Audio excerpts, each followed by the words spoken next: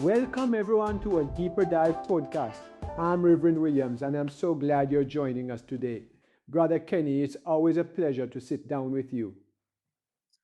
Reverend, the pleasure is all mine, and I'm particularly excited about our topic today because John the Baptist, he's such a pivotal figure. His words, his whole life really just scream preparation. Absolutely, Brother Kenny. And what we are going to dive into today specifically is a passage that really encapsulates John's mission and his profound understanding of who Jesus is, all within the beautiful framework of our faith. We are looking at John chapter 1, verses 19 through 28. John 1:19 through 28. That's where we hear those famous lines, isn't it? I am not the Christ. It's so direct, so unyielding. Precisely, and that's where we need to start. Imagine the scene, Brother Kenny. John is out there in the wilderness, baptizing, drawing huge crowds. He's making waves, to say the least. So much so that the religious authorities in Jerusalem, the priests and the Levites, send a delegation specifically to ask him, "Who are you?" They weren't just curious, were they? They were probably a little threatened, maybe even suspicious of this new movement. They wanted to categorize him, put him in a box. Exactly right.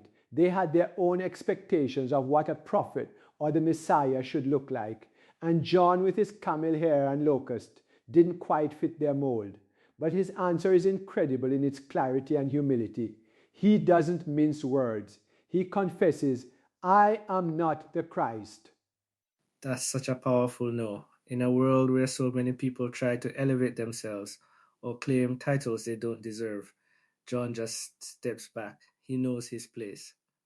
Brother Kenny, think about it. If John had claimed to be the Christ, it would have been an assertion of a unique, divinely appointed role that was meant for one individual sent by the one true God.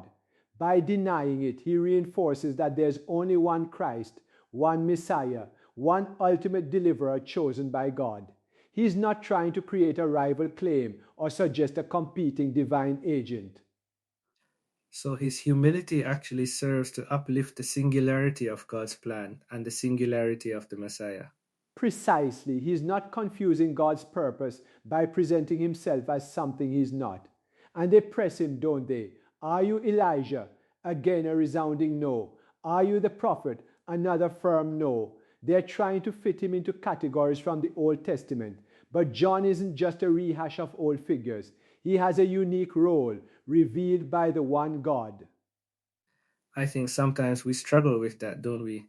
Trying to force new revelations or new experiences into old molds. John shows us the importance of understanding the specific calling God has for each person and not trying to be something we're not. An excellent point, Brother Kenny. And then they get frustrated. They say, "Who are you? We need an answer to take back to those who sent us. What do you say about yourself?" And this is where John gives us his positive identification, and it's absolutely brilliant in its implications. He says, "I am the voice of one crying in the wilderness, make straight the way of the Lord," as the prophet Isaiah said. Make straight the way of the Lord. That's a powerful image, isn't it? Like clearing a path, preparing for someone incredibly important to arrive. It is, and the key here is the Lord. When John quotes Isaiah 43, where it says, "A voice of one crying in the wilderness, prepare the way of the Lord, make straight in the desert a highway for our God," he's directly linking his mission to the coming of Yahweh himself. In the Old Testament, the Lord refers to the one true God, the God of Israel. So John isn't just preparing the way for a great man, he's preparing the way for God's ultimate revelation, for God's personal visitation among his people through the Messiah. Wow, so he's not just saying someone important is coming. He's saying God himself, in a profound way, is coming to us through this Messiah. That elevates it beyond just human prophecy, doesn't it? It absolutely does. It roots Jesus' coming firmly within the singular, eternal plan of the one God. John isn't proclaiming a new God or a rival deity. He's proclaiming the culmination of the covenantal relationship that the one God has had with Israel for centuries. Jesus is the fulfillment, the very presence of that one God in a new way, without ever compromising the truth that there is only one God. That's a really important distinction, Reverend, because sometimes I think people from outside the faith, or even those new to it, might misunderstand how we talk about Jesus. They might think it sounds like we have two gods or three, but John's testimony, coming from that ancient Jewish perspective, clearly connects Jesus to the one God. Exactly. John, a devout Jew steeped in the Hebrew scriptures, would have been the last person to promote anything that smacked of polytheism. His entire framework is built on the foundation of Hear, O Israel, the Lord our God, the Lord is one. So when he speaks of the Lord whose way he is making straight, he is speaking of the same singular God that Abraham, Isaac, and Jacob worshipped. And that Lord is manifest in Jesus. And then they ask him about his baptism, don't they? If he's not the Christ, or Elijah, or the prophet, why is he baptizing? That's a fair question, I guess, from their perspective. It is, and John's answer is another masterclass in humility and pointing to the true source of authority. He says, I baptize with water, but among you stands one you do not know, even he who comes after me, the strap of whose sandal I am not worthy to untie. Wow, the strap of whose sandal I am not worthy to untie. That's a pretty powerful statement of inferiority, isn't it? He's placing himself in the position of the lowest servant. More than that, Brother Kenny, to untie someone's sandals was a task reserved for a Gentile slave. A Jewish servant would not be expected to do it. So John is saying he isn't even worthy of the lowest possible human service to this coming one.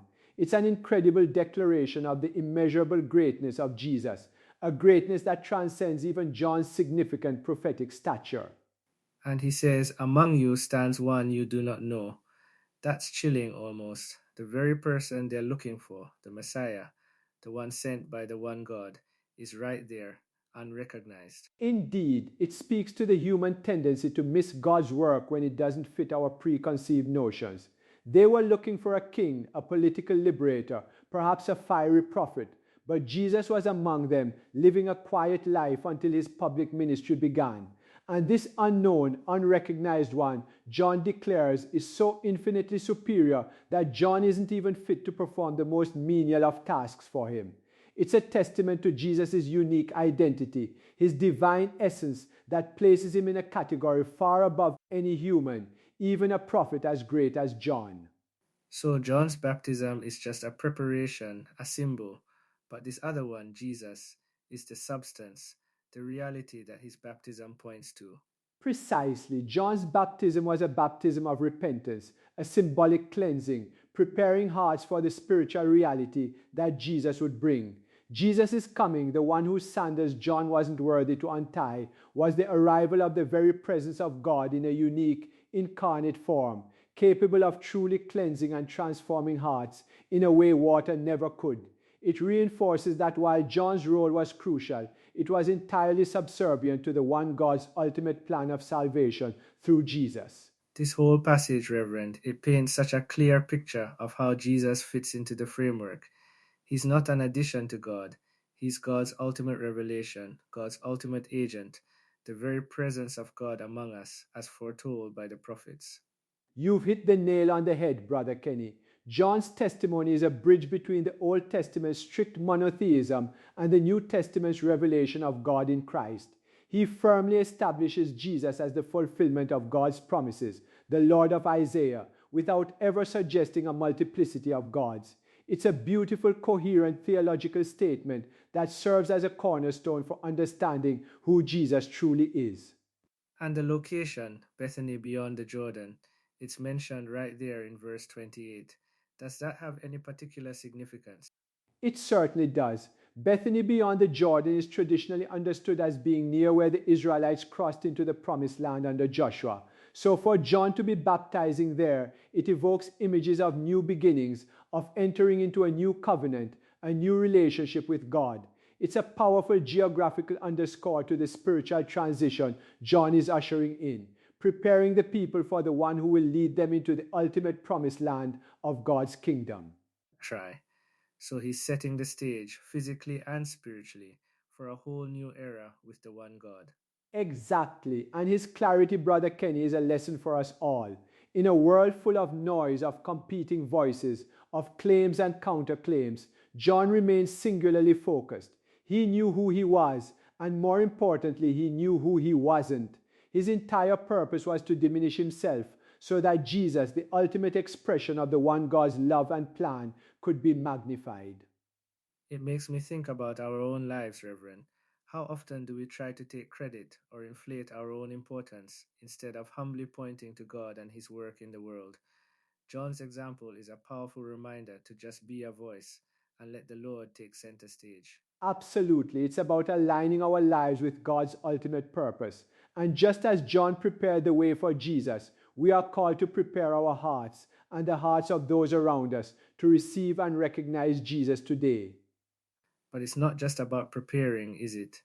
It's also about recognizing that one among us whom we do not know. Sometimes Jesus shows up in unexpected places through unexpected people in ways we might not initially recognize because we're looking for something else, just like the authorities in Jerusalem were. A beautiful insight, Brother Kenny. It challenges us to keep our spiritual eyes open, to be sensitive to the Spirit of the one God at work, even when it doesn't conform to our expectations or traditions. John's testimony is a call to humility, to clear-sightedness, and to unwavering dedication to the one true God and His Messiah. So, whether we're called to be a voice or to simply open our eyes to the one among us, John's message really resonates today. It truly does. His profound testimony about Jesus, rooted in an unshakable belief in the one God, stands as a beacon for all who seek to understand the unique identity of Christ and our place in God's grand plan. It reminds us that our faith is not about multiplying deities, but about recognizing the singular, sovereign Lord who has revealed Himself fully in Jesus Christ. Thank you, Reverend, for shedding such clear light on this powerful passage. It's given me a lot to think about.